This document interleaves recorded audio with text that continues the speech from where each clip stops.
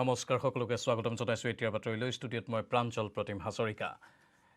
শিৱসাগৰত নিশাৰ ভাগত এক ভয়ংকৰ পথ দুৰ্ঘটনা সংঘটিত হয় ৰুদ্ৰসাগৰৰ মানকটা পুখুৰীত সোমাল দ্ৰুতবেগী ছুইফ্ট ডিজায়াৰ এই দুৰ্ঘটনাত থিতাতে নিহত বাহনখনত থকা দুই আৰোহী দুৰ্ঘটনাগ্ৰস্ত বাহনখনৰ নম্বৰ AS01EO0886 এই ভয়ংকৰ দুৰ্ঘটনাত গুৰুতৰভাৱে আহত হৈছে আনজন আৰোহী নিহত দুজনৰ ভিতৰত এজন আছিল অধিবক্তা নিহত অধিবক্তাজনৰ নাম নিবেদন শৰ্মা নিহত আনজনৰ নাম ৰজমণি দাস নিহত নিবেদন আৰু ৰজমণিৰ ঘৰ ৰুদ্ৰসাগৰত এই দুৰ্ঘটনাত গুৰুতৰভাৱে আহত মৃণাল দাস নামৰ লোকজন আহত মৃণাল দাসক সংকটজনক অৱস্থাত AMGHলৈ প্ৰেৰণ কৰা হৈছে আহত মৃণাল দাসৰ ঘৰ বলিয়াঘাটত আমি আকৌ এবাৰ জনাইছোঁ শিৱসাগৰত নিশা ভয়ংকৰ পথ দুৰ্ঘটনা সংঘটিত হয় ৰুদ্ৰসাগৰৰ মানকটা পুখুৰীত সোমাল দ্ৰুতবেগী ছুইফ্ট ডিজায়াৰ এই দুৰ্ঘটনাত থিতাতে নিহত বাহনখনত থকা দুই আৰোহী দুৰ্ঘটনাগ্ৰস্ত বাহনখনৰ নম্বৰ AS01EO0886 এই ভয়ংকৰ দুৰ্ঘটনাত গুৰুতৰভাৱে আহত হয় আনজন আৰোহী নিহত দুজনৰ ভিতৰত এজন আছিল অধিবক্তা নিহত অধিবক্তাজনৰ নাম নিবেদন শৰ্মা নিহত আনজনৰ নাম ৰজমণি দাস নিহত নিবেদন আৰু ৰজমণিৰ ঘৰ ৰুদ্ৰসাগৰত ইয়াতে এজন দিগন্ত ফুকনে মোক ফোন কৰিলে বোলে থানাত খবৰ এটা দিয়কচোন বোলে আমাৰ ইয়াত পুখুৰীত গাড়ী এখন পৰিছে তেনেধৰণে কোৱাৰ কাৰণে মই লৰালৰিকৈ আহিলোঁ আহি দেখিছোঁ এজন মানুহ মানে গাড়ীৰ পৰা অলৰেডি মানে তেওঁ গাড়ীৰ ওপৰত আছিলে কেনেবাকৈ কিবা কৰি মানে পাৰলৈ যেনে তেনে আহিলে তাৰপিছত মানুহ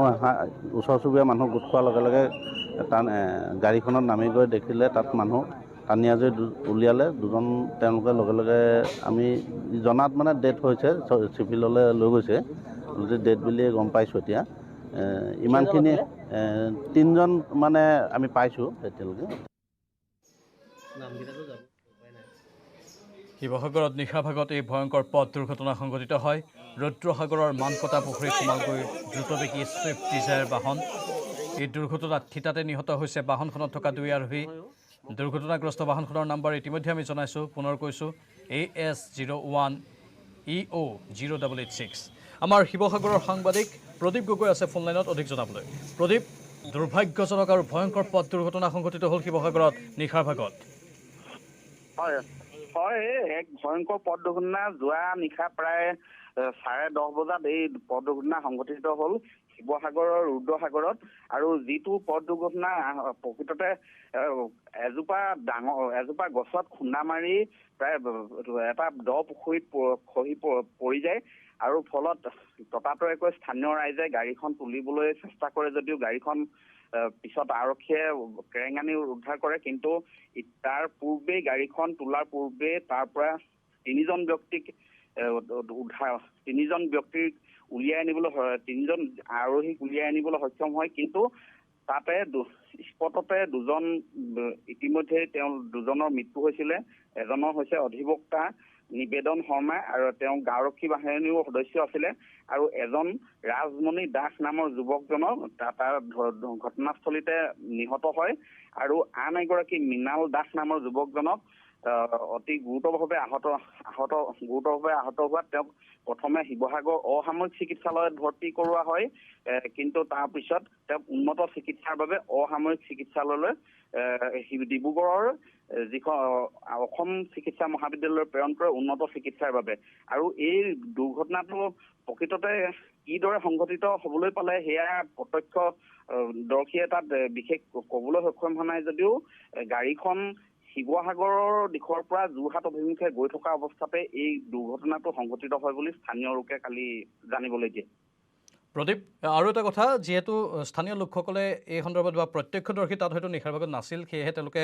গাড়ীখনৰ কেনেধৰণৰ গতি আছিল সেইটো হয়তো অনুমান কৰিব পৰা নাই কিন্তু বিভিন্নজনে এইটো ক'ব বিচাৰে যে তীব্ৰ গতিৰ ফলতেই যিহেতু ধাৰাবাহিকভাৱে পথ দুৰ্ঘটনাসমূহ সংঘটিত হৈ আছে কালিৰ দুৰ্ঘটনাটোৰো কাৰণ হ'ব পাৰে তীব্ৰ গতি হয় তীব্ৰ গতি বুলি এই কাৰণেই স্থানীয় লোকেও কৈছে যদিও দেখা নাই কিন্তু সেই সময়তে যিসকল ওচৰে পাজৰে মানুহৰ ঘৰত কিছুমানে শুবলৈ যুঁজা কৰিছিলে কিছুমানে ভাত খাই আছিলে তেনেকুৱাতে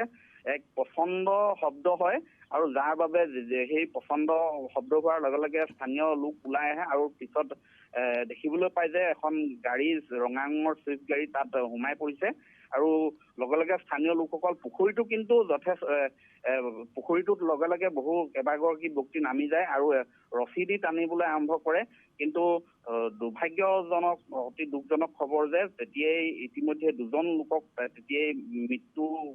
মৃত্যু হয় আৰু পিছত চিকিৎসালয়লৈ তেওঁলোকক নিয়া হয়। তেওঁলোকক চিকিৎসকেও শিৱসাগৰ অসামৰিক চিকিৎসালয়ৰ মৃত বুলি ঘোষণা কৰে আৰু আন যিজন লোক তেওঁ মৃণাল দাস তেওঁক উন্নত চিকিৎসাৰ বাবে ডিব্ৰুগড়ৰ মেডিকেল কলেজলৈ প্ৰেৰণ কৰে। কিন্তু দেহৰ যি অৱয়ব তেওঁলোকৰ যথেষ্ট আঘাতৰ চিন আছে, যিহেতু প্ৰচণ্ড জোৰত মানে পৰিছেগৈ পুখুৰীটোত গৈ আৰু পুখুৰীটো পানী খোৱাৰ উপৰি পুখুৰীটোত যিহেতু গাড়ীখন সোমাই পৰিলে তাৰ পানী খোৱাৰ পূৰ্বে হয়তো তেওঁলোকৰ অৱস্থা গুৰুতৰ হৈছিলে, কাৰণ তেওঁলোকৰ দেহৰ বিভিন্ন অংশত তেওঁলোকে আঘাত পাইছিলে। তেওঁলোকৰ মুখমণ্ডল, মূৰ এনেকে ধৰণৰ বিভিন্ন অংশত তেজেৰে তুমুলি হৈ আছিলে আৰু যাৰ ফলত কম সময়ৰ ভিতৰতে তেওঁলোক 2জন লোক নিহত হয়। নিশ্চয় ধন্যবাদ জনাইছোঁ প্ৰদীপ এইখিনি তথ্যৰ বাবে।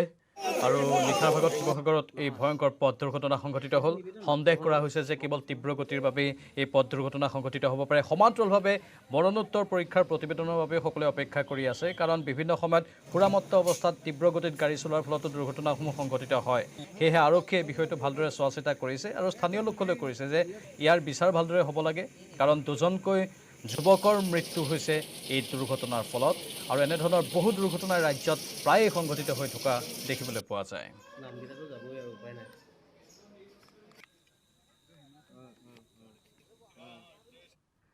আনফালে বঙাইগাঁৱৰ খাৰিজা দোলাই গাঁৱতো ভয়ংকৰ পথ দুৰ্ঘটনা। ট্ৰেক্টৰ আৰু বাইকৰ মাজত মুখামুখি সংঘৰ্ষ। এই দুৰ্ঘটনাত থিতাতে নিহত 2 বাইক আৰোহী। নিহতদ্বয় ৰাতুল মুছাহাৰী আৰু নিজম বসুমতাৰী। ৰাতুলৰ ঘৰ চাপাগুৰিত আৰু নিজমৰ ঘৰ আমটেকাত। নিহত 2 কলেজীয়া ছাত্ৰ আছিল। 27 নম্বৰ ৰাষ্ট্ৰীয় ঘাইপথত সংঘটিত হয় এই দুৰ্ঘটনা। বঙাইগাঁৱৰ খাৰিজা দোলাই গাঁৱতো ভয়ংকৰ পথ দুৰ্ঘটনাৰ খবৰ। ট্ৰেক্টৰ আৰু বাইকৰ মাজত মুখামুখি সংঘৰ্ষ। এই দুৰ্ঘটনাত থিতাতে নিহত হয় 2 বাইক আৰোহী। নিহতদ্বয় ৰাতুল মুছাহাৰী আৰু নিজম বসুমতাৰী। ৰাতুলৰ ঘৰ চাপাগুৰিত আৰু নিজমৰ ঘৰ আমটেঙাত। নিহত 2 কলেজীয়া ছাত্ৰ আছিল। 27 নম্বৰ ৰাষ্ট্ৰীয় ঘাইপথত সংঘটিত হয় এই পথ দুৰ্ঘটনা।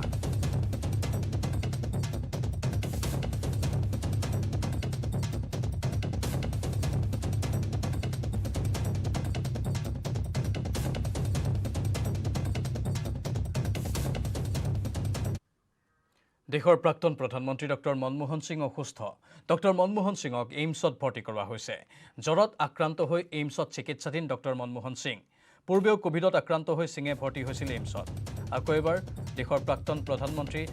ডক্টৰ মনমোহন সিং অসুস্থ হৈ পৰাৰ বাবে এইমছত ভৰ্তি কৰোৱা হৈছে। জ্বৰত আক্ৰান্ত হৈ এইমছত ভৰ্তি হৈছে প্ৰাক্তন প্ৰধানমন্ত্ৰী ডক্টৰ মনমোহন সিং। উল্লেখযোগ্য যে পূৰ্বেও কোভিডত আক্ৰান্ত হৈ সিং ভৰ্তি হৈছিল এইমছত।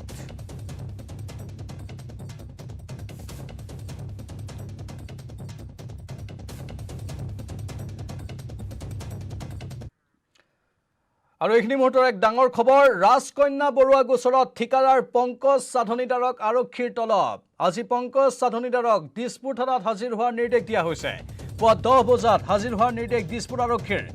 1 অক্টোবৰৰ নিশা তাজ বিমানতাত সন্তানৰ জন্মদিনৰ পাৰ্টি দিছিল পংকজ সাধনীদাৰে।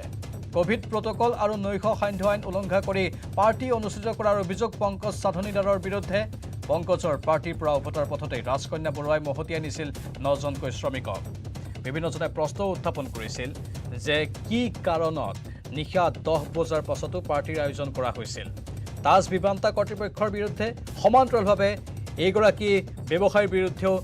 এতিয়া সকলোৱে প্ৰশ্ন তুলিছে, আঙুলি টোৱাইছে। যিহেতু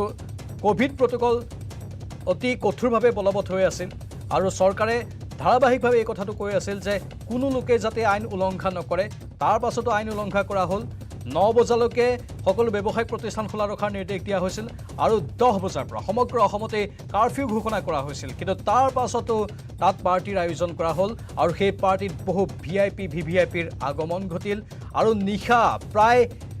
12 বজাৰ পাছলৈকে পাৰ্টি চলিল, যিটো আচলতে আইন বিৰুদ্ধ হয় আৰু CCTV ফুটেজত ইতিমধ্যে সেইখিনি ধৰাও পৰিছে। হোটেল তাজ বিমানতা কৰ্তৃপক্ষই আৰক্ষীক বা জিলা প্ৰশাসনক সেই CCTV ভিজুৱেলসমূহ দিছে আৰু তাত স্পষ্ট ৰূপত সময়টো দেখিবলৈ পোৱা গৈছে আৰু সেই সময়মতে নিশা 11 বাজি যোৱাৰ পাছতো 12 বজাৰ পাছলৈকে পাৰ্টি চলি আছিল সম্পূৰ্ণৰূপে আইন ভৰিৰে মোহৰাৰ অভিযোগ উত্থাপন হৈছে আৰু তাৰ বাবে সকলো খৰ্গহস্ত হৈ পৰিছে আৰু অৱশেষত ৰাজকন্যা বৰুৱা গোচৰত ঠিকাদাৰ পংকজ সাধনীদাৰক আৰক্ষীয়ে তলব কৰিছে আজি পংকজ সাধনীদাৰক দিছপুৰ থানাত হাজিৰ হোৱাৰ নিৰ্দেশ দিয়া হৈছে পুৱা 10 বজাত হাজিৰ হোৱাৰ নিৰ্দেশ দিছপুৰ আৰক্ষীৰ 1 অক্টোবৰৰ নিশা তাজ বিমানতাত সন্তানৰ জন্মদিনৰ পাৰ্টি দিছিল পংকজ সাধনীদাৰে কোভিড প্ৰটকল আৰু নৈশ সান্ধ্য আইন উলংঘা কৰি পাৰ্টি অনুষ্ঠিত কৰাৰ অভিযোগ পংকজ সাধনীদাৰৰ বিৰুদ্ধে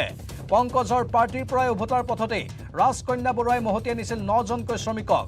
খুৰামত্ত অৱস্থাত আছিল আৰু সন্দেহ কৰা হৈছে যে পাৰ্টিত খুৰাৰ পয়োভৰ ঘটিছিল আৰু বৃহৎ সংখ্যক খুৰাৰ পয়োভৰ ঘটিছিল বৃহৎ পৰিমাণৰ খুৰাৰ পয়োভৰ ঘটিছিল আৰু হয়তো সন্দেহো কৰা হৈছে যে পাৰ্টিত উপস্থিত থকা অধিকাংশই খুৰাপান কৰিছিল আৰু তাৰ পাছত পাৰ্টিৰ পৰা উভতি আহিছিল মুঠতে ডাঙৰ ডাঙৰ বহুকেইটা বিষয় উত্থাপন হৈছে আৰু এই প্ৰশ্নসমূহৰ উত্তৰ বিচাৰিয়ে আৰক্ষীয়ে আজি হয়তো জেৰা চলাব এগৰাকী ব্যৱসায়িক দিছপুৰ থানালৈ মাতি পঠোৱা হৈছে পুৱা 10 বজাত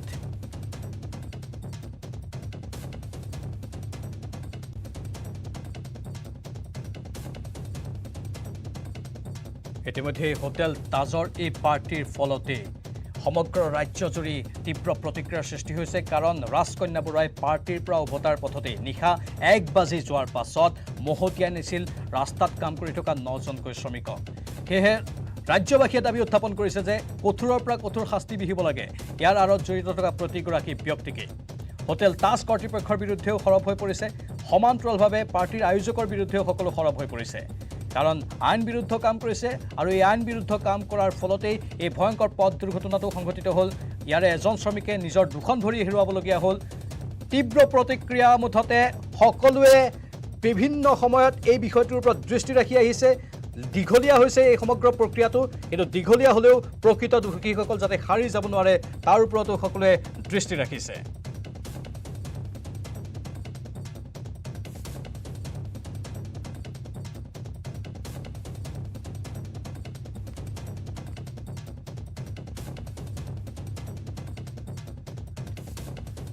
আমি পুনৰবাৰ জনাইছো ৰাজকন্যা বৰুৱা গোচৰত ঠিকাদাৰ পংকজ সাধনীদাৰক আৰক্ষীৰ তলব আজি পংকজ সাধনীদাৰক দিছপুৰ থানাত হাজিৰ হোৱাৰ নিৰ্দেশ দিয়া হৈছে পুৱা 10 বজাত হাজিৰ হোৱাৰ নিৰ্দেশ দিছে দিছপুৰ আৰক্ষীয়ে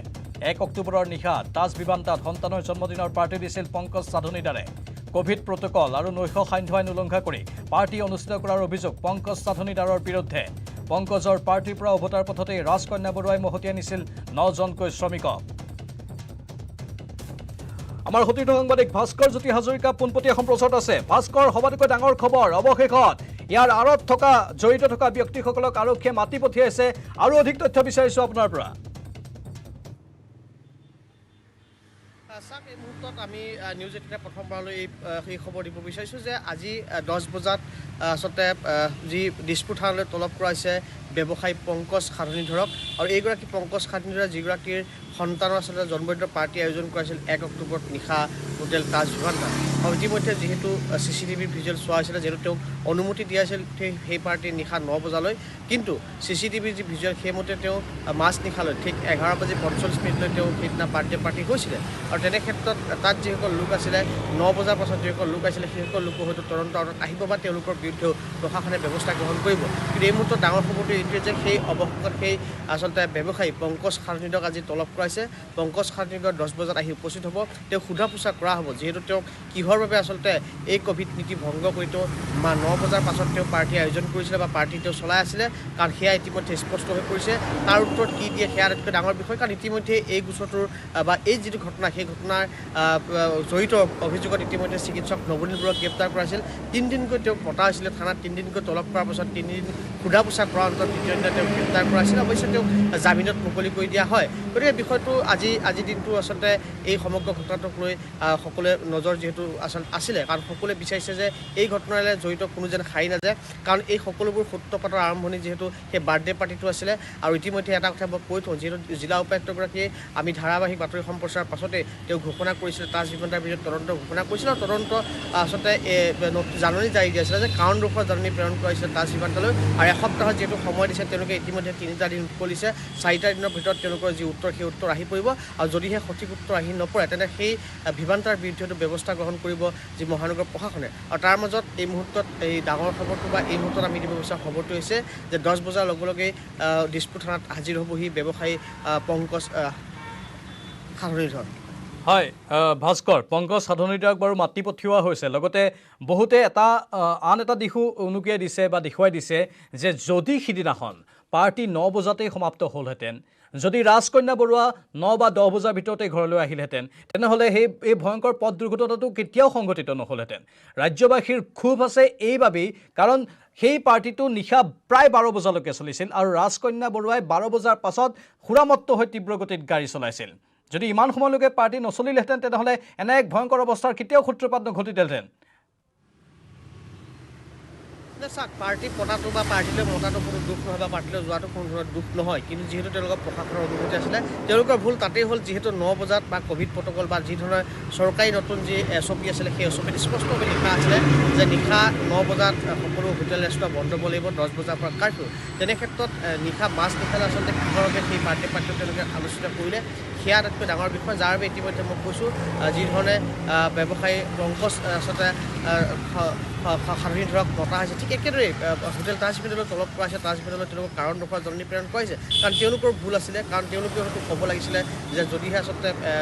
9 বজালৈ অনুমতি আছিলে তাৰপিছত তেওঁলোকে কিয় বাৰ্থডে পাৰ্টি কৰিছিলে গতিকে তেওঁলোকক বাধা দিব লাগিছিলে কিন্তু তেওঁলোকে হয়তো বাধা দিয়া নাছিলে যাৰ বাবে মাছ নিশালে এনেধৰণৰ পাৰ্টি অনুষ্ঠিত হৈছিলে গতিকে আজি দেখা যাওক যিটো আচলতে সেই প্ৰতিষ্ঠিত ব্যৱসায়ীগৰাকী আহিব কাৰণ এই দিনটোত আমি যিমান দূৰ জানো সেই যিটো পাৰ্টিত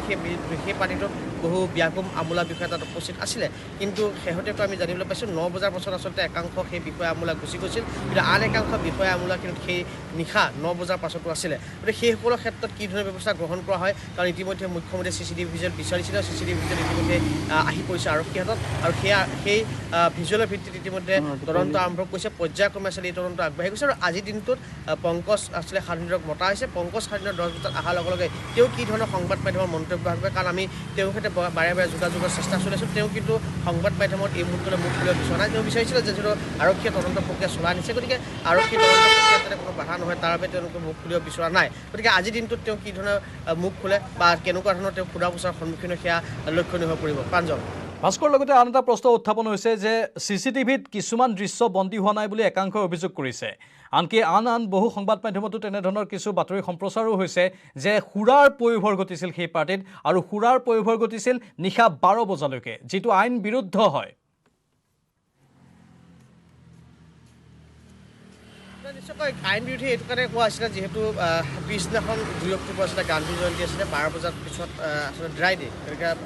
গতিকে তেনে ক্ষেত্ৰত যিহেতু 12 বাজি গৈছিলে আমি যিমান দূৰ জানো পাৰ্টি সিহঁতকে আমি জানিবলৈ পাইছোঁ গতিকে সেই ক্ষেত্ৰত তাৰ বাবে আচলতে সুৰাৰ বাবে এই সুৰাৰ পাৰ্টি চলাৰ বাবে আচলতে বিভিন্ন ধৰণৰ মন্তব্য কৰিছে কিন্তু সেয়া যিমান দূৰ আচলতে হয়তো পোহৰলৈ নাহিল হয় যদিহে আচলতে ৰাজকন্যাই সুৰাৰ নিচাত মাতাল হৈ এই ধৰণৰ এই যি দুৰ্ঘটনা সংঘটিত কৰিলে বা সেই দুৰ্ঘটনা সংঘটিত নকৰিলে হয় তেনেহ'লে কিন্তু এই ঘটনা পোহৰলৈ নাহিল হয় কাৰণ এই অকল এয়াই নহয় যে হোটেল তাজ বিমানবন্দৰৰ মিথ্যাচাৰ পোহৰলৈ নাহিলে কাৰণ বিমানবন্দৰৰ এখন পঞ্চতাৰকা হোটেলত যদি এনেদৰে চৰকাৰী নিৰ্দেশনাক ভৰিৰে মোহে তেন্তে সৰু সুৰা হোটেলবোৰে কি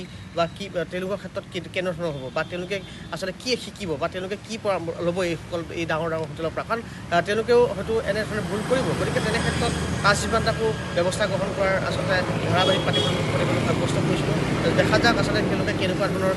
যি উত্তৰ প্ৰশাসনৰ যি প্ৰশ্নৰ উত্তৰ দিয়ে সেয়া আটাইতকৈ ডাঙৰ বিষয় হৈ পৰিব কিন্তু যি পংকজ সাধনীধৰ তেওঁক আমি যোগাযোগৰ ইতিমধ্যে কৈছোঁ তেওঁৰ সৈতে আমি কথা পাতিব বিচাৰিছিলোঁ তেওঁ এটা কথা কৈছিলে অফ কেমেৰাত যে তেওঁ যিহেতু সেই গোটেই ইভেণ্টটোৰ যিহেতু তেওঁ যি সন্তানৰ যি জন্মদিনৰ ইভেণ্টৰ আচলতে ডেকোৰেশ্যনৰ দায়িত্ব দিছিলে এগৰাকী ৰাজকন্যাক 50,000 টকা তেওঁলোকৰ চকু লৈছিলে আৰু সেয়ে তেওঁ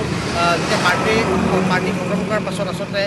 যেতিয়া তেওঁলোকে কোঠাত যিহেতু হোটেল ৰুম বুক কৰিছিলে তাজ বিমানবন্দৰত তেওঁলোকে ৰুম বুক কৰি তেওঁলোকে ৰুমৰ ভিতৰত আচলতে পাৰ্টি কৰি আছিলে বুলি কৈছিল কিন্তু CCTVত সেয়া পোহৰলৈ অহা নাছিল CCTVত তেওঁলোকে যি সন্ধিয়াৰ পৰা যিটো য'ত আচলতে কোঠাত বা য'ত আচলতে ডাইনিঙত য'ত পাৰ্টি কৰিছিলে সেই দৃশ্যাংশ আমি দেখিবলৈ পাইছোঁ তো তেওঁ কৈছিলে যে যিহেতু তেওঁলোকে কোঠাৰ ভিতৰত তেওঁলোকে আছিলে তাৰপাছত ফুলৰ ডেক'ৰেশ্যন যিহেতু এই ৰাজকন্যাই লৈছিলে গতিকে ৰাজকন্যাই সেই সকলোবোৰ সামৰি মেলি আচলতে কিমান পলমকৈ হোটেলৰ পৰা ওলাই গৈছিলে গতিকে সেই সম্পৰ্কে তেওঁ জ্ঞাত নহয় আৰু তেওঁলোকৰ লগত ৰাজকন্যাৰ কোনো সম্পৰ্ক নাই তেওঁলোকক কেৱল ৰাজকন্যাক যিহেতু ইভেণ্টৰ ডেক'ৰেশ্যনৰ দায়িত্ব দিছিলে গতিকে সেই সূত্ৰেহে তেওঁলোকে চিনাকি গতিকে যি নহওক যিহেতু সেই বাৰ্থডে পাৰ্টিৰ পৰা ওলাই গৈ সেই দুৰ্ঘটনা সংঘটিত হ'ল গতিকে সেই সকলোবোৰ তদন্ত আঁতৰলৈ আহিব লাগে সেয়া আচলতে সৰ্বসাধাৰণ ৰাইজে বিচাৰিছে আৰু সেয়া আচলতে এই মুহূৰ্তত মুখ্যমন্ত্ৰীৰ যি নিৰ্দেশৰ পাছতে সেই পৰ্যায়ক্ৰমে এই যি ঘটনাই এটাৰ পাছত আনটো নতুন মূল ল'বলৈ আৰম্ভ কৰিছে প্ৰাঞ্জল ধন্যবাদ জনাইছোঁ ভাস্কৰজ্যোতি হাজৰিকা আমি পৰৱৰ্তী সময়ত আপোনাৰ সৈতে পুনৰ যোগাযোগ স্থাপন কৰিম কিন্তু ৰাজকন্যা বৰুৱা গোচৰত ঠিকাদাৰ পংকজ সাধনীদাৰক আৰক্ষীয়ে তলব কৰিছে আজি পংকজ সাধনীদাৰক দিছপুৰ থানাত হাজিৰ হোৱাৰ নিৰ্দেশ দিয়া হৈছে পুৱা 10 বজাত হাজিৰ হোৱাৰ নিৰ্দেশ দিছপুৰ আৰক্ষীৰ 1 অক্টোবৰৰ নিশা তাজ ভিভান্তাত সন্তানৰ জন্মদিনৰ পাৰ্টি দিছিল পংকজ সাধনীদাৰে কোভিড প্ৰটকল আৰু নৈশ সান্ধ্য আইন উলংঘা কৰি পাৰ্টি অনুষ্ঠিত কৰাৰ অভিযোগ পংকজ সাধনীদাৰৰ বিৰুদ্ধে পংকজৰ পাৰ্টিৰ পৰা উভতাৰ পথতে ৰাজকন্যা বৰুৱাই মহতিয়াই নিছিল 9জনকৈ শ্ৰমিকক অৱশ্যে এটা স্পষ্টীকৰণ দিয়া হৈছে যে তেওঁলোকে হোটেল বুক কৰিছিল কিন্তু হোটেল বুক কৰাৰ পাছতো চিচিটিভিত সেই ভিৰ নিশা 12 বজাৰ পাছলৈকে কিয় দেখিবলৈ পোৱা গ'ল হোটেলৰ ৰুম বুক কৰাৰ পাছত হোটেলৰ ৰুমত পাৰ্টি নকৰি নিশা 12 বজালৈকে কিয় পাৰ্টি কৰা হ'ল সেই হলটোত য'ত বহু লোকৰ সমাগম হৈছিল আৰু তাত কোভিড নীতি নিয়মসমূহ মানি চলা হোৱা নাছিল সেই প্ৰশ্নটো আমাৰ সাংবাদিকে বিভিন্নজনৰ পৰা শুনিছে আৰু সেইখিনি উত্থাপনো কৰিছে আৰক্ষীয়েও সেই প্ৰশ্নটো উত্থাপন কৰিছে অত্যন্ত গুৰুত্বপূৰ্ণ আৰু স্পৰ্শকাতৰ এটা বিষয় আৰু আৰক্ষীৰ নিৰপেক্ষ তদন্ত সকলোৱে কামনা কৰিছে এই ক্ষেত্ৰত যাতে কোনো ধৰণৰ খুৰুঙা থাকি নাযায় তাৰ ওপৰতো ৰাজ্যবাসীয়ে দৃষ্টি ৰাখিছে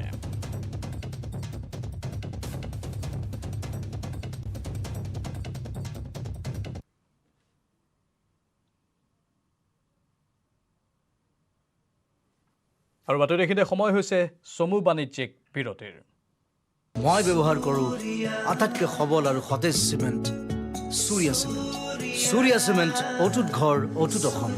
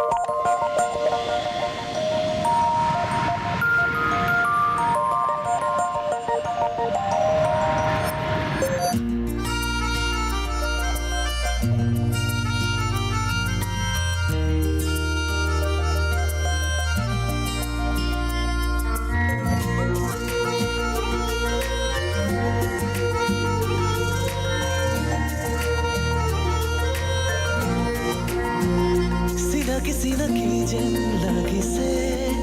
তোমাৰ মুখনি দেখিছো দেখিছো যেন বহুবাৰ সপোনতে কি জানি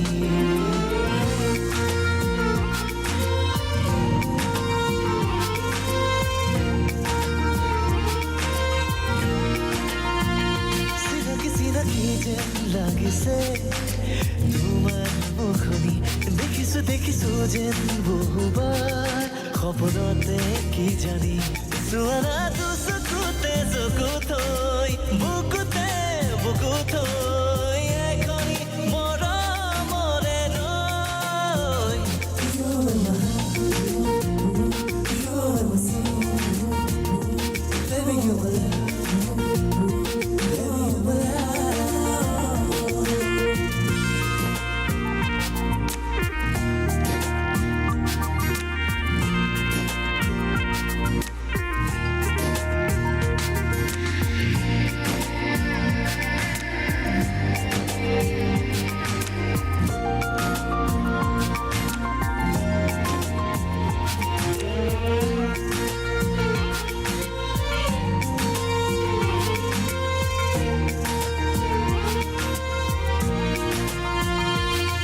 কলিজাৰে কেঁচাতে যত প্ৰতি উশাহৰে ভাজত তুমি তুমি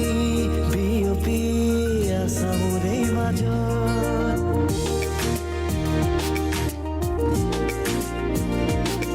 কলিজাৰে কেঁচাতে যত প্ৰতি উশাহৰে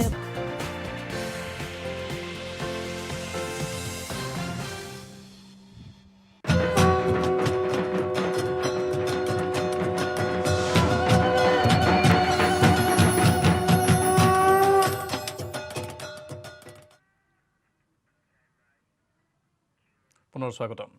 আজি মহানৱমী মহিষ মৰ্দিনীৰ আৰাধনাৰ বাবে পুৱাৰে পৰাই মণ্ডপসমূহত ভক্তৰ ভিৰ কোভিড প্ৰটোকল মানি মণ্ডপে মণ্ডপে ভক্তৰ দীঘলীয়া শাৰী পুৰোহিতৰ মন্ত্ৰোচ্চাৰণ ঢাক ঢোল শংখৰ শব্দত মুখৰিত পূজা মণ্ডপ বিভিন্ন মণ্ডপত কুমাৰী পূজা বলিবিধান পৰ্বও আছে আজি বিলবেশ্বৰ শক্তিপীঠ কামাখ্যাত বলিবিধানেৰে হ'ব নৱমী পূজা ৰাজ্যজুৰি দুৰ্গা পূজাৰ এতিয়া উখল মাখল পৰিৱেশে বিৰাজ কৰি আছে আৰু সময় হৈছে ৰাজ্যৰ বিভিন্ন প্ৰান্তৰ পৰা পোনপটীয়া সম্প্ৰচাৰৰ আমাৰ সাংবাদিকসকল গৈছে শক্তিপীঠসমূহত সমান্তৰালভাৱে পূজা মণ্ডপসমূহত আৰু প্ৰতিখন পূজাস্থলীৰ পৰা নন ষ্টপ কভাৰেজ আপোনালোকে নিউজ 18 অসম নৰ্থ ইষ্টত এইকেইদিন দেখা পাই আছে আজিও দেখা পাব আৰু ব্যতিক্ৰমী পূজাসমূহো কেৱল আপোনালোকে আমাৰ টিভিৰ পৰ্দাত দেখা পাব এতিয়া আমি প্ৰথমে যাব বিচাৰিছোঁ ধুবুৰীলৈ য'ত আমাৰ জ্যেষ্ঠ সাংবাদিক জ্যোতিৰ্ময় চক্ৰৱৰ্তী আছে আৰু দুধনৈত আছে আমাৰ আন এগৰাকী সতীৰ্থ সাংবাদিক অৰূপ নাথ প্ৰথমে জ্যোতিৰ্ময় আপোনাৰ কাষলৈ গৈছোঁ ধুবুৰীৰ কোনখন পূজা মণ্ডপত আপুনি উপস্থিত আছে আৰু কেনে পৰিৱেশ তাত নিশ্চয়কৈ প্ৰাঞ্জল আপুনি ইতিমধ্যে উল্লেখেই কৰিছে নৱমীৰ দিন শক্তিপীঠসমূহত বলিবিধানৰ পৰা আৰম্ভ কৰি ক'ৰবাত কুমাৰী পূজা ক'ত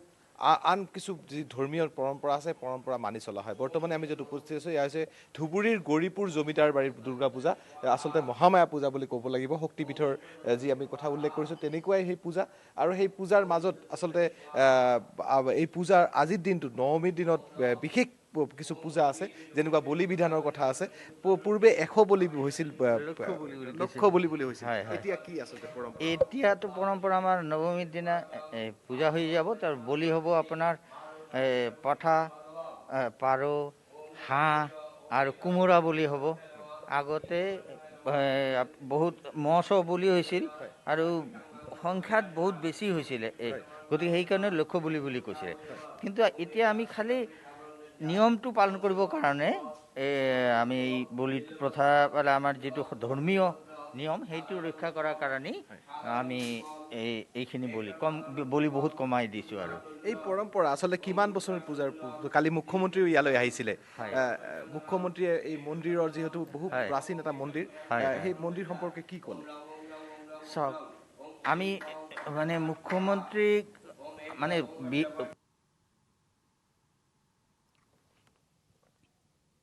হয় জ্যোতিৰ্ময় এয়া ধুবুৰীৰ পৰিৱেশ দেখুৱাই আছে আমাৰ সতীৰ্থ জ্যেষ্ঠ সাংবাদিক জ্যোতিৰ্ময় চক্ৰৱৰ্তীয়ে কিছু হয়তো অসুবিধা হৈছে কিন্তু আমি পুনৰ যোগাযোগ তেওঁৰ সৈতে স্থাপন কৰিবলৈ চেষ্টা কৰিম যদি সম্ভৱ হয় আমি অৰূপ নাথৰ কাষলৈ যাবলৈ চেষ্টা কৰিম দুধনৈত তেওঁ আছে জ্যোতিৰ্ময় দৃশ্যসমূহ আপুনি দেখুৱাই থাকক কিন্তু অৰূপ নাথো আছে আমাৰ সৈতে অৰূপ নাথ আপোনাৰ কাষলৈ গৈছোঁ এইবাৰ। হয় প্ৰাঞ্জল, আজি মহানৱমী আৰু নৱমীলৈ আচলতে কিছু সময় পিছতে পূজা অৰ্চনা আৰম্ভ হ'ব আৰু মই এতিয়া উপস্থিত আছোঁ দুধনৈ যি দক্ষিণ দুধনৈ পূজা মণ্ডপত আৰু দক্ষিণ দুধনৈ পূজা মণ্ডপৰ যি সামগ্ৰিক পৰিৱেশ প্ৰথম অৱস্থাত মই দেখুৱাম। আচলতে যি ভক্তবান ৰাইজে আহিবৰ কাৰণে অনুৰোধ জনাইছে আৰু এই মন্দিৰ যি পূজা মণ্ডপৰ প্ৰাংগণত আচলতে আটক ধুনীয়াকৈ সজাই পৰাই তুলিছে পূজা পৰিচালনা সমিতিয়ে। ইয়াতে সন্ধিয়া হ'লে দেখিবলৈ পোৱা যায় প্ৰাঞ্জল বহু লোক ইয়াতে সমাগত হয় আৰু ইয়াতে যি চেলফি উঠা আমি দেখিবলৈ পাওঁ। ধুনীয়াকৈ আটক ধুনীয়াকৈ তেখেতসকলে সজাই পৰাই তুলিছে আৰু সমান্তৰালভাৱে যদি আমি ভিতৰত দৃশ্য দেখুৱাবৰ কাৰণে চেষ্টা কৰোঁ, আচলতে দুধনৈত এইবেলি দেখিবলৈ পোৱা গৈছিলে যে প্ৰায় 10খনৰো অধিক পূজা মণ্ডপত এইবেলি দুৰ্গা মাৰ পূজা অৰ্চনা চলি আছে আৰু আজি মহানৱমী। আৰু মই এতিয়া উপস্থিত আছোঁ এই দক্ষিণ দুধনৈ পূজা মণ্ডপ আৰু এয়া হৈছে ভিতৰৰ পৰিৱেশ। কিছু সময় পিছতে নৱমী যি পূজা অৰ্চনা মহানৱমী পূজা অৰ্চনা সেয়া আৰম্ভ হ'ব ইয়াতে। আৰু যি পূজা পৰিচালনা সমিতিৰ লোকসকল আছে তেখেতসকলৰ পৰা আমি পোনে পোনে জানিবৰ কাৰণে আচলতে চেষ্টা কৰিম আজিৰ কাৰ্যসূচীৰ বিষয়ে কি ৰাখিছে তেখেতসকলে। কি ক'ব আজিৰ কাৰ্যসূচীৰ বিষয়ে কি আছে? হয়, আমি দক্ষিণ দুধনৈ দুৰ্গা পূজা সমিতিয়ে এইবাৰ 29তম পূজাখন মা দুৰ্গাৰ পূজাখন পাতিবলৈ আমি চলি আছে। এতিয়া আজিৰ কাৰ্যসূচীৰ ভিতৰত এতিয়া আমাৰ মহানৱমীৰ পূজা ভাগ আৰম্ভ হ'ব। ইয়াৰ পিছত মহানৱমীৰ পূজা ভাগৰ পিছত হোম যজ্ঞ আৰম্ভ হ'ব। হোম যজ্ঞৰ পিছতে আজিৰ পুষ্পাঞ্জলি হ'ব। এইখিনিয়ে আমাৰ আজিৰ কাৰ্যসূচী, পূজাৰ কাৰ্যসূচী। ইয়াৰ তাৰ পিছতে আমি বিভিন্ন নামদল আছে, প্ৰায় 4টামান আমাৰ নামদল আছে। নামদলসকলে ইয়াত আমাৰ নাম পৰিৱেশন কৰিব। আমি দেখিবলৈ পাইছিলোঁ যোৱাকালি যি অষ্টমী আছিল, অষ্টমীৰ দিনাখন যথেষ্ট লোকৰ সমাগম হৈছিল আৰু আজি নৱমী। যোৱাকালিতকৈ আজি যথেষ্ট ৰাইজৰ সমাগম হোৱাৰ সম্ভাৱনা আছে। গতিকে যদি ক'ভিড প্ৰট'কলৰ কথা আছে, গতিকে আপোনালোকে পূজা পৰিচালনা সমিতিয়ে সেই ক'ভিড প্ৰট'কলসমূহ কি ধৰণে আজি নিয়ন্ত্ৰণ কৰিব, যিহেতু দৰ্শক যথেষ্ট পৰিমাণে আহিব? হয়, যোৱাকালিও আমাৰ ইয়াত যথেষ্ট পৰিমাণৰ দৰ্শক সমবেত হৈছিল। আজিও যথেষ্ট পৰিমাণৰ দৰ্শক সমবেত হোৱাৰ সম্ভাৱনা আছে। গতিকে আমি কমিটিয়ে ক'ভিডৰ যি নীতি নিয়ম, এই সমস্ত নীতি নিয়ম আমি পালন কৰাৰ কাৰণে যথেষ্ট সজাগ হৈ আছোঁ। আমি যি হেণ্ড চেনিটাইজাৰ, মাস্ক পৰিধান কৰা বা আমাৰ প্ৰৱেশ আৰু প্ৰস্থানৰ দ্বাৰ বেলেগ কৰা, এইসমূহ ক'ভিড প্ৰট'কল আমি সুন্দৰকৈ পালন কৰাৰ কাৰণে চেষ্টা কৰিছোঁ। আমাৰ স্বেচ্ছাসেৱকসকল সজাগ হৈ আছে যাতে ক'ভিডৰ এই নীতি নিয়মখিনি পালন কৰা যায়। নিশ্চয়কৈ প্ৰাঞ্জল, এটা কথা ক'ব লাগিব, আমি যোৱাকালিয়ে দেখিবলৈ পাইছিলোঁ সেই দৃশ্য। আচলতে অষ্টমীৰ দিনাখনে দুধনৈত আচলতে লোকাৰণ্য হৈ পৰিছিলে লোকসকল আৰু আজি কিন্তু তাতকৈ যথেষ্ট পৰিমাণে বেছি সংখ্যক লোক ওলাই আহিব। আৰু এই যি লোকসকল ওলাই আহিব আচলতে ক'ভিড পৰিস্থিতিৰ কথা আছে, ক'ভিড পৰিৱেশৰ কথা আছে। চৰকাৰে ইতিমধ্যে SOP জাৰি কৰিছে। গতিকে স্থানীয় যি প্ৰশাসন আছে বা পূজা পৰিচালনা সমিতিসমূহ যিসকল আছে তেখেতসকলে আচলতে এই ক'ভিড প্ৰট'কল, এই যি হাজাৰ লোক ওলাই আহিব এই লোকসকলক আচলতে কি ধৰণে নিয়ন্ত্ৰণ কৰে সেয়া আমি সন্ধিয়া দেখিবলৈ পাম। এতিয়া আচলতে এইটোৱে কথা, দুধনৈ যিকেইখন আচলতে পূজা মণ্ডপ আছে আটাইকেইখনতে কিছু সময় পিছতে অৰ্থাৎ প্ৰায় 9মান বজাৰ পৰাই আজি মহানৱমীৰ পূজা অৰ্চনা আৰম্ভ হ'ব। প্ৰাঞ্জল, অৰূপ, আন যিসকল ভক্ত আছে যদি সম্ভৱ হয় আপুনি কিছু ভক্তৰ মন্তব্য গ্ৰহণ কৰক। কি কয় তেওঁলোকে আজি মহানৱমীৰ দিনটোত? নিশ্চয়কৈ মই ভাষ্য গ্ৰহণ কৰিবৰ কাৰণে চেষ্টা কৰিম। আজি মহানৱমী, কেতিয়াৰ পৰা পূজা আৰম্ভ কৰিব, কি কৰিব এজন ভক্ত হিচাপে কি ক'ব আচলতে? আজি 8:15 বজাৰ পৰা আমাৰ মহানৱমী পূজা আৰম্ভ হ'ব। তাৰপিছতে আমাৰ পুষ্পাঞ্জলি অনুষ্ঠানটো অনুষ্ঠিত হ'ব। তাৰপিছত দুপৰীয়া আছে আমাৰ ভোগ বিতৰণ অনুষ্ঠান। তাৰপিছত আমাৰ নাম প্ৰসংগ চলি থাকিব গোটেই দিনটো, সন্ধিয়ালৈকে আমাৰ নাম প্ৰসংগ চলি থাকিব। আজিৰ কাৰ্যসূচীৰ ভিতৰত এইখিনি আমাৰ প্ৰধান কাৰ্যসূচী। নিশ্চয়কৈ। আৰু আমি দেখিবলৈ পাইছোঁ যে এনেকৈ পূজা অৰ্চনা কৰিবৰ কাৰণে লোকসকল আছে, তেখেতসকলৰ পৰা আমি ভাষ্য ল'বৰ কাৰণে কিছু চেষ্টা কৰিম। দাদা, অকণমান যদি আপুনি এইফালে ঘূৰি দিয়ে, কি ক'ব আজি মহানৱমী আপুনি পূজা কৰাৰ পৰা আমি দেখিবলৈ পাইছোঁ, কি ধৰণে কি কামনা কৰিব আচলতে মা দুৰ্গাৰ পৰা? মই এটাই কামনা কৰিম যে আমাৰ যি সংকট আহি আছে কৰোণা মহামাৰী, সেইটো যাতে সোনকালে শেষ হৈ যায়। আমাৰ মানুহখিনি যিখিনি দুৰৱস্থা হৈ আছে সেইখিনি যাতে ভাল এটা পৰিৱেশ আহে আৰু মই এইটোৱে বিচাৰোঁ। মায়ে যাতে আমাক চকু মেলি চায়। নিশ্চয়কৈ। আচলতে অপয় অমংগল নাশ কৰাৰ উদ্দেশ্যে এই যি আমি দুৰ্গা পূজা অনুষ্ঠিত কৰোঁ বা মা দুৰ্গাৰ চৰণত আমি পূজা অৰ্চনা কৰোঁ। আৰু তেখেতে সেইটো বিচাৰিছে, বৰ্তমান যিহেতু দেখিবলৈ পাইছে যে ক'ভিড পৰিস্থিতিয়ে যথেষ্ট মহামাৰী ৰূপ লৈছে, যদিও বা এতিয়া কিছু শান্ত হৈছে বা কমিছে, এই যেন ক'ভিড মহামাৰী আমাৰ ৰাজ্যৰ পৰা হওক, আমাৰ দেশৰ পৰাই হওক নিৰ্মূল হয়, তেখেতে সেইটো কামনা কৰিছে। আৰু মাৰ চৰণত আচলতে তেখেতে যি পূজা অৰ্চনা সেয়া কৰিবৰ কাৰণে আহিছে। প্ৰাঞ্জল, ধন্যবাদ জনাইছোঁ অৰূপ নাথ। সেয়া আমি পোনপটীয়া সম্প্ৰচাৰ আগবঢ়ালোঁ দুধনৈৰ পৰা। লগতে আমাৰ আন এগৰাকী সাংবাদিক জ্যোতিৰ্ময় চক্ৰৱৰ্তীয়ে ধুবুৰীৰো কিছু পৰিৱেশ দেখুৱালে এই পৰিৱেশ ধাৰাবাহিক গতিতে আপোনালোকে বিভিন্ন প্ৰান্তৰ পৰা দেখি থাকিব কাৰণ আজি মহানৱমী আৰু মহানৱমী বুলি ক'লে এক অনন্য পৰিৱেশে বিৰাজ কৰে দেৱীৰ চৰণত সকলোৱে আঁঠু লৈছে মহিষ মৰ্দিনীৰ ওচৰত সকলোৱে এটাই কামনা কৰিছে যাতে অসূয়া অপ্ৰীতি অমংগল আৰু দেশৰ শত্ৰু বিশ্বৰ শত্ৰু বা মানৱ সমাজক বিপদ কৰিব পৰা শত্ৰুৰ যাতে নাশ হওক আৰু মানৱ সমাজলৈ শান্তি পুনৰ উভতি আহক যিকোনো প্ৰকাৰৰ অশান্তি আঁতৰ হ'ব লাগে ভাইৰাছেই হওক মহামাৰীয়ে হওক বা যিকোনো বেমাৰ আজাৰ সেইসমূহ ৰোধ হ'ব লাগে হ্ৰাস পাব লাগে সেয়াই ভগৱানৰ ওচৰত প্ৰাৰ্থনা আৰু আজি মহানৱমীৰ দিনটোত বহুখিনি পৰম্পৰা আছে সেই পৰম্পৰাও পালন কৰা হ'ব আপোনালোকে non stop news 18 Assam north ইষ্টত সেইসমূহ দৃশ্য দেখি থাকিব পাৰিব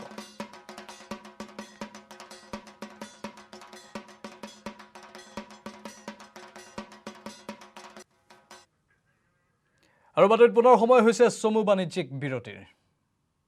মই ব্যৱহাৰ কৰোঁ আটাইতকৈ সবল আৰু সতেজ চিমেণ্ট সূৰ্য চিমেণ্ট